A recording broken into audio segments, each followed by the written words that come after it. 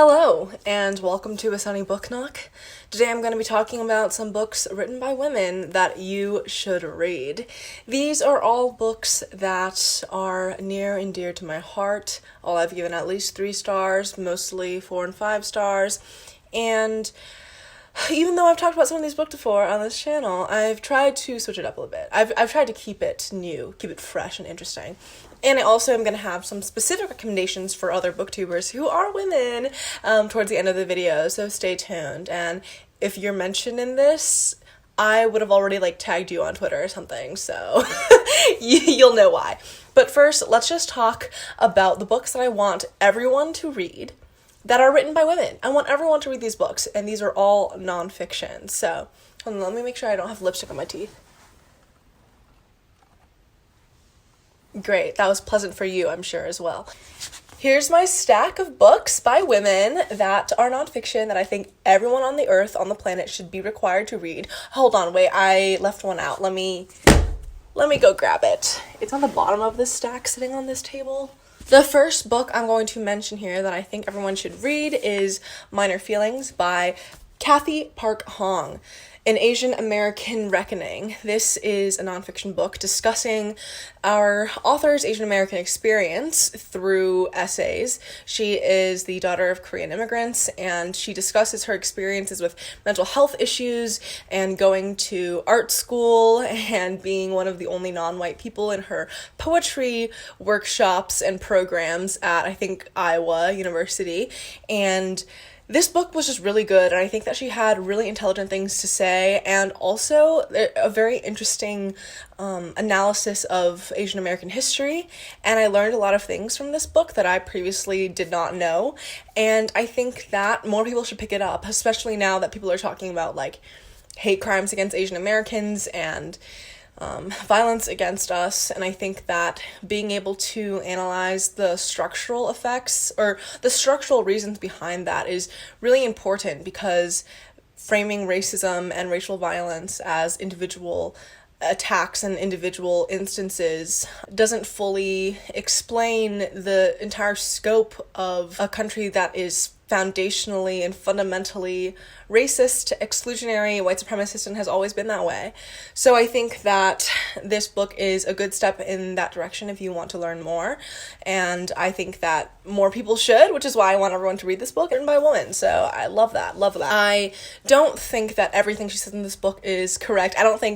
I rarely read a book and say, wow, every single thing this person said I understand, agree with, and would also say, obviously, but a lot of this is just really meaningful and really important. So I would urge you to pick it up if you're interested in it, or if any of that sounds interesting to you. The next book I have here is yet another collection of essays, and this is Sister Outsider by Audre Lorde, and these are various essays and speeches and sometimes letters and stuff that she wrote over the course of her life, and I think this book should be required reading. My favorite chapter of this book is the last one, because she discusses American imperialism in Grenada and the specifics of it, and the way that it was implemented in day-to-day life, and the ways that it's portrayed through American media. And I think the framework through which she talks about this experience and this point in history is really relevant to almost every other instance of US imperialism, and the ways that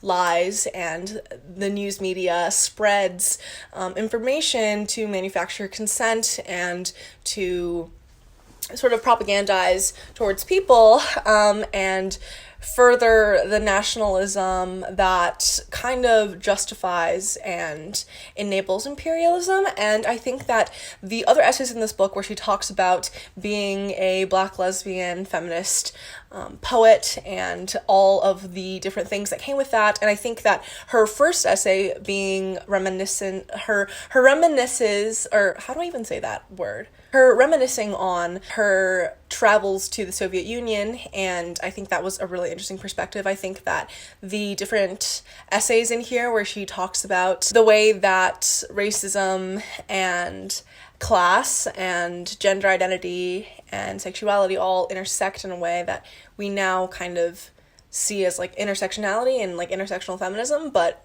this book was written before that was really a thing that was talked about in pop culture and in media and in just as a part of the cultural consciousness. And I think that this book is sort of foundational to a lot of the ideologies and movements that we see today, and I think that more people should pick it up. I think that everyone should read this, and obviously, woman writer, we love women, Women's History Month. Oh yeah, I forgot to say in the intro of this video, obviously I'm doing these recommendations because it's Women's History Month, and hopefully by the time I post it, it will still be Women's History Month. Read this book. It's required reading. Required by me. The next book I have here is This Changes Everything by Naomi Klein. Naomi Klein is a journalist, and she's an investigative journalist and writer of books, and her books are pretty good, I think. And this one is really good. She debunks so many popular myths and sayings and ideas around climate change and how to address it, and also just analyzes the systemic causes of it and zooms in on specific situations and places and communities that have battled climate change in particular ways.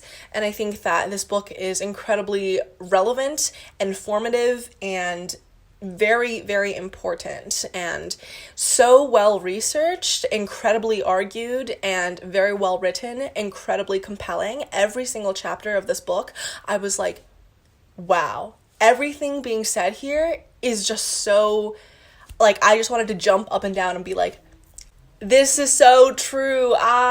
This is a book I would highly recommend, especially if you are concerned about the climate, which, I mean, you probably are / should be. So yeah, pick this book up. Another book kind of similar to that is Braiding Sweetgrass by Robin Wall Kimmerer, Indigenous Wisdom, Scientific Knowledge, and the Teachings of Plants.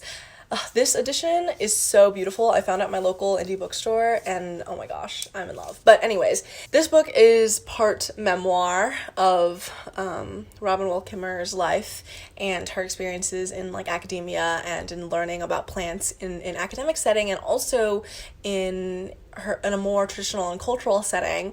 And the analysis here and the storytelling and the heart and the gentleness, but also the fervor with which she writes, and every chapter of this book is both heart-wrenching and so necessary, incredible, poignant, like you can tell how much Robin Wall Kimmerer cares about plants and the earth and nature, and how much she knows about it on a scientific level, and also how much she knows about it on a human level.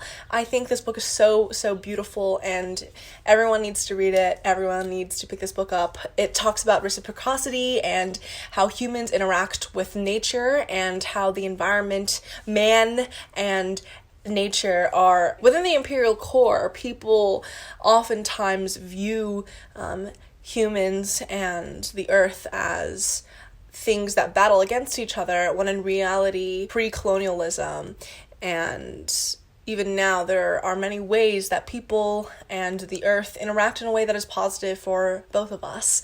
And I think that also recognizing the life and the humanity of the living things that exist on earth with us is just so important. And this book talks about it in great detail and length, and it's so beautiful. I cannot urge you enough to pick this book up. The next book I have here is Angela Davis's Women, Culture, and Politics.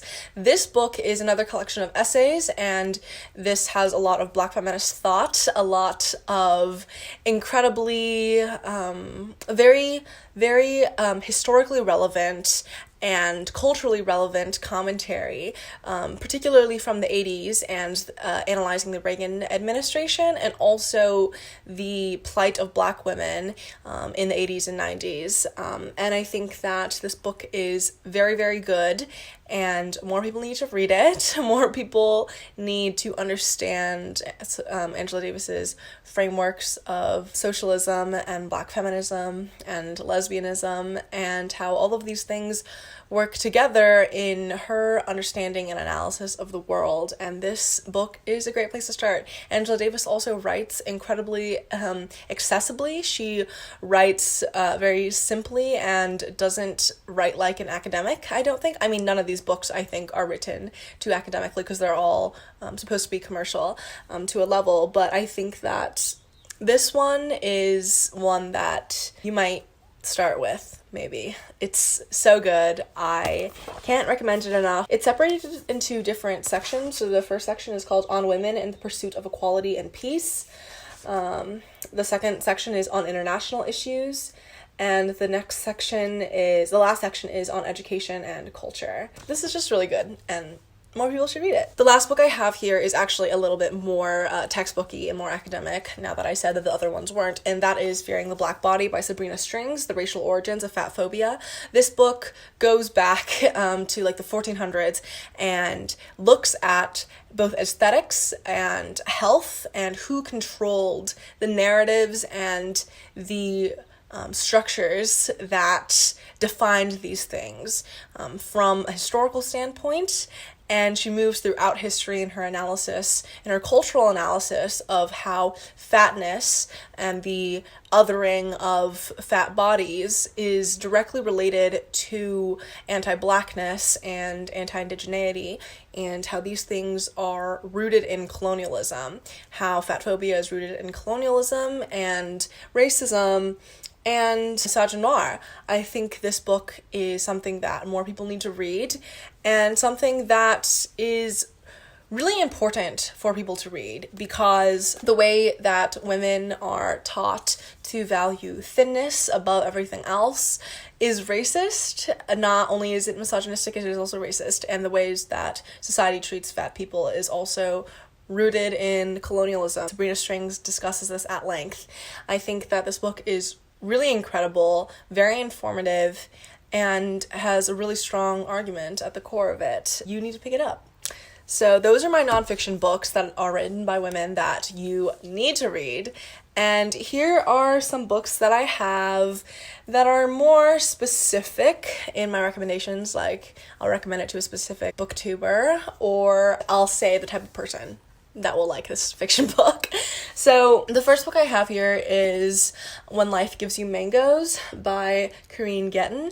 And the person that I would recommend this to the most is definitely Kayla from Books and Lala, because in her most recent vlog that I watched last night, she says that she doesn't read that much middle grade, but when she does, she really enjoys it. And I think that this book is in middle grade, and it deals with some hard-hitting themes, but in a really vibrant setting. And also there's some like magical realism, weird things going on, and I know that Kayla really likes that in her books, and I think that she would really enjoy this. So if that sounds interesting to you, you should also pick this one up. The next book I have here is Eileen by Tessa Moshfegh. I mentioned this book in my last video. I think that if you are into like millennial fiction, you need to read this. If you liked My Year of Rest and Relaxation, you need to read this. And I think the person I would recommend this to the most is, I think that Ariel Bissett would really enjoy this, because I know that she loved My Year of Rest and Relaxation, and she also likes other weird, quirky books that I really, really enjoy as well. So because I really enjoy this book, I think she would like this. It's a very dark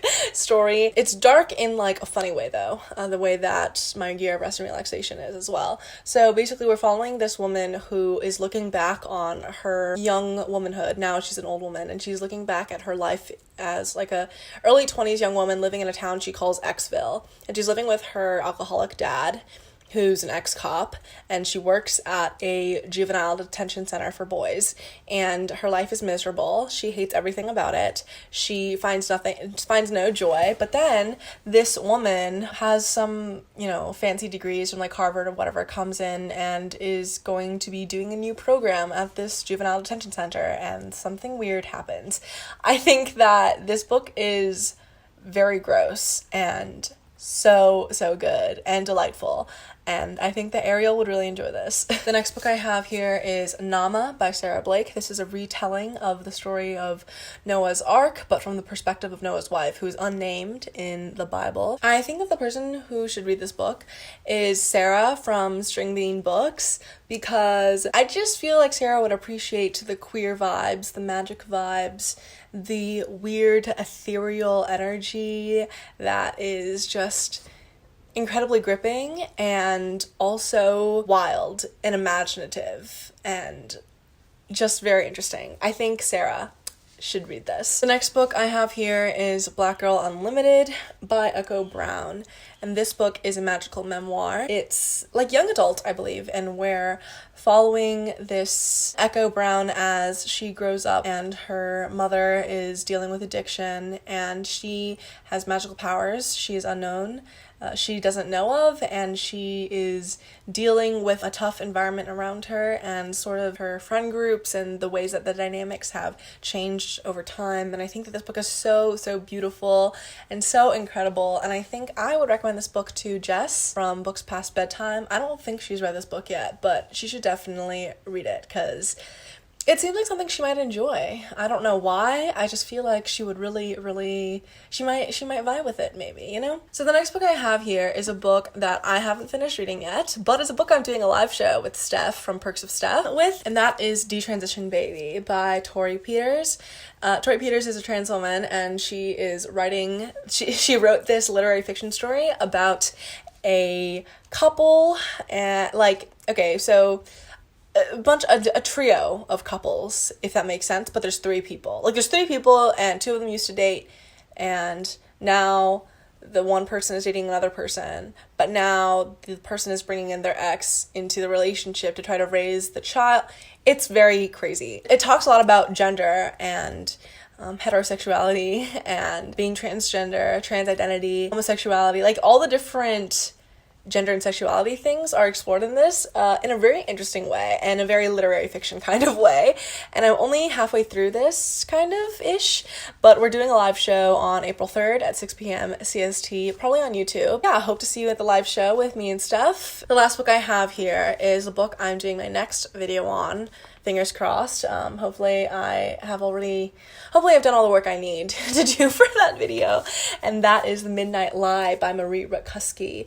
This book is, wow, it's chef's kiss. I talked about it in my last video, second to last video, and when I was asking you all what book I should do an in-depth analysis on, and I think I got the most votes on this one, so I've been analyzing it and tabbing it up, and this is a YA fantasy, sapphic situation, love, obsessed, love, and the person that I would recommend this book most to, Sage from Sage Reads, and also Jessie from Bowties and Books.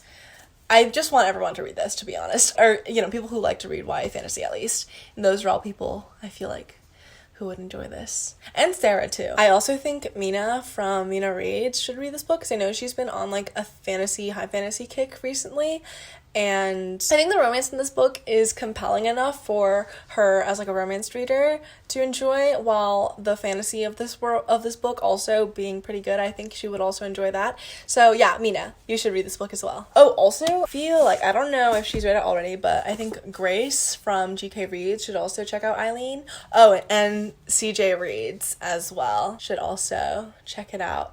Because I know she said that she was gonna get Pizza Girl, although she might have already read this book, so I'm not sure. But it just seems like it would be up both CJ and Grace's alley, so yeah, that too. But yeah, this book, it's a good time, and I will talk about it more in my analysis video, which is gonna come up shortly after I do my full tabbing of this. Those are all of the book recommendations I have for you today. These are all books written by women, obviously, and I have recommended these books to different booktubers. I hope they read them. I hope they check them out. I think I said earlier in the video that I was going to be recommending books to women booktubers, but that's not true because these are not all women that I recommended these books to. I love women, even though I don't really feel a connection to womanhood, but that's a whole different topic. Women's History Month, it's almost to an end, so I hope you guys pick up these books, perhaps, and those are all my recommendations I have for you today.